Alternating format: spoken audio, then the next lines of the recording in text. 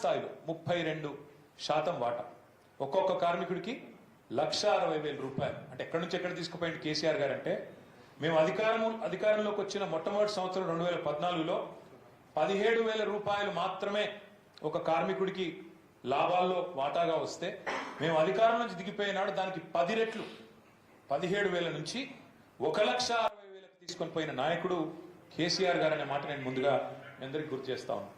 మరి ఈరోజు అలాంటి సింగరేణిని, ఇంత అద్భుతమైన ప్రగతి సాధించిన సింగరేణిని, కార్మికులకు కల్పతరువు లాంటి సింగరేణి, దాదాపు 7-8 జిల్లాల్లో అక్కడి ప్రజలకు పెద్ద దిక్కు లాంటి సింగరేణిని ఇవాళ సింగరేణి కార్మికులను కాంగ్రెస్ ఈ ముఖ్యమంత్రి వెన్నుపోటు పొడుస్తా ఉన్నారు.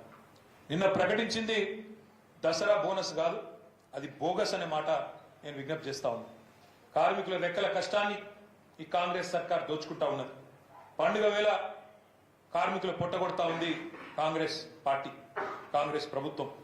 లాభాల బోనస్ అనేది అంతా కూడా ఒక బోగస్ వ్యవహారంగా మారిపోయింది. ఒక్కొక్క సింగరేణి కార్మికుడికి ఇవాళ 1,80,000 రూపాయలు లాస్ వచ్చే పరిస్థితి వచ్చింది.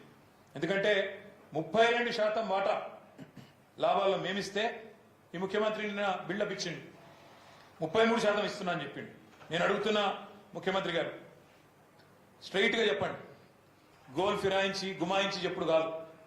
నిన్న మీ మంత్రి గారు చెప్పింది లాభాలు, ఈ సంవత్సరం యొక్క లాభాలు ఎంత అంటే, స్వయంగా ఈ రాష్ట్ర ఇంధన మంత్రి గారు, ఎవరి కిందనైతే సింగరేణి వస్తుందో డిప్యూటీ చీఫ్ మినిస్టర్ గారు బట్టి విక్రమార్క గారు, ఆయన చెప్పారు లాభాలు 4,701 కోట్లు అని స్వయంగా బట్టి విక్రమార్క గారు చెప్పారు.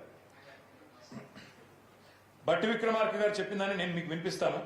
ఇవాళ విచిత్రం ఏంటంటే, నికర లాభం 4,701 కోట్లు అయితే 33% వాటా ఇచ్చినామని చెప్పినారు. 33% వాటా అంటే 1,551 కోట్లు కావాలి. ప్రక్రియ రాష్ట్ర ప్రభుత్వం చాలా సంతోషంగా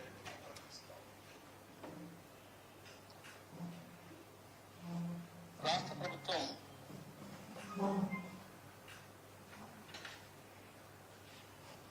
2023-24 సంబంధించి 4,701 కోటి రూపాయలుగా నికర లాభం 4,700 కోట్ల రూపాయలు, 4,701 కోటి రూపాయలని ఇప్పుడే డిప్యూటీ సీఎం గారు చెప్పింది మీరు విన్నారు. అందులో 33% ఇస్తున్నామని వారే ప్రకటించారు. మరి 33% 4,701 కోట్లలో అంటే 1,551 కోట్లు ఇవ్వాలి. కానీ ఇవాళ మాత్రం చాలా విచిత్రంగా, చాలా విచిత్రంగా మరి కార్మికుడికి, ఒక్కొక్క కార్మికుడికి వారు చెప్పిన లెక్క ప్రకారం 4,701 కోటి రూపాయలు లాభం అయితే 33% వాటా కనుక ఇస్తే 1,551 కోట్లు, 1,551 కోట్ల 33 లక్షలు అనుకుంటే మొత్తం కార్మికులు 41,837 మంది. ఒక్కొక్కరికి ఎంత రావాలి? కార్మికుడికి 3,70,000 రావాలి. కానీ ఇవాళ వీళ్ళు ఇస్తున్నదంతా కేవలం 1,90,000 మాత్రమే. ఇది మోసం కాదా? ఇది దగా కాదా?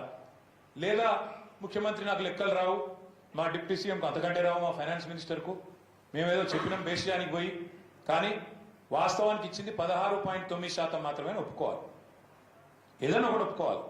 అయితే 4,700 కోట్లలో 33% అంటే 1,551 కోట్లు అనేది కరెక్ట్ అయితే, ఒక్కొక్క కార్మికుడికి ఇవ్వాల్సింది మరి 3,70,000 రూపాయలు అయితే, మేము ఇస్తున్నది 1,90,000 మాత్రమే. 1,80,000 ఎగ్గొడుతున్నామని ఒప్పుకోవాలి. లేదా 33% ఇయ్యదలుచుకోలేదు, మేము 16.9% ఇస్తాము. కేసీఆర్ గారు 32 ఇచ్చినా మేము మాత్రం 16% ఇస్తామని చెప్పి ఒప్పుకోవాలి. ఈ రెండు కాకుండా ఇవాళ డ్రామాలు చేసే పనిలో ఈ ప్రభుత్వం ఉన్నది. ఇవాళ కార్మికుడి కష్టాన్ని దోచుకునే పనిలో ఈ ప్రభుత్వం ఉన్నది. గొప్పలకు పోతా ఉన్నారు, పెద్ద పెద్ద మాటలు చెప్పినారు. సంస్థ విస్తరణ కోసం ఖర్చు పెడతాం, పెట్టండి, ఎవరొద్దన్నారు? సంస్థ మేము విస్తరించలేదా? 490 కోట్ల లాభాల్లో ఉన్న సంస్థని 2,222 కోట్ల లాభాల్లో కేసీఆర్ గారు తీసుకొని పోలేదా? ఒక్కొక్క కార్మిక సోదరుడికి 17,000 లాభాల్లో వాటా వచ్చే స్థాయి నుంచి మేము అడుగులు పెట్టినాడు, చివరికి దిగిపోయే నాటికి 10 రెట్లు 1,60,000 రూపాయలు ఇచ్చే స్థాయికి కేసీఆర్ తీసుకపోలేదా? సంస్థ విస్తరించలేదా? అదేదో మీరు కొత్తగా కనిపెట్టినట్టు కొత్తగా చేసినట్టు డ్రామా ఎందుకు?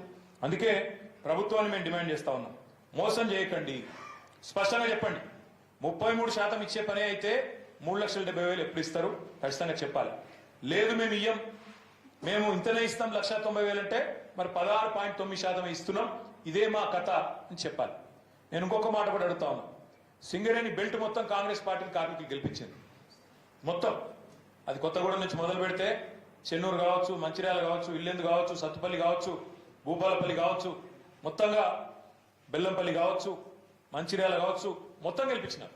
రామగుండం కావచ్చు, మంత్రిని కావచ్చు, అంతా గెలిపించారు మిమ్మల్ని. మరి వాళ్ళకి మీరు ఇచ్చే బహుమానం ఇదా? మొన్న మీ రికగ్నిషన్ కోసం జరిగే కార్మిక సంఘం ఎన్నికల్లో కూడా మిమ్మల్ని గెలిపించారు, మీ అనుబంధ సంఘాన్ని మీ అనుబంధ పార్టీని గెలిపించినారు. మరి వాళ్ళకు మీరు ఇచ్చే సమాధానం ఇదా? నేను ఇంకొక మాట కూడా అడుగుతా ఉన్నా, మిత్రులు కూరనేని సాంబశివరావు గారిని, ఏఐటీసీని కూడా అడుగుతా ఉన్నా. మీరు కార్మికుల హక్కుల కోసం కొట్లాడతామని చెప్తారు, మీరు రికగ్నైజ్ యూనియన్, ఇప్పుడు మీరు అక్కడ మీరు తప్పకుండా ఈ కుట్రపూరిత వైఖరి ఏదైతే కాంగ్రెస్ పార్టీ అవలంబిస్తున్నదో సిపిఐ కూడా తన వైఖరి చెప్పాలని చెప్పి నేను డిమాండ్ చేస్తా ఉన్నాను.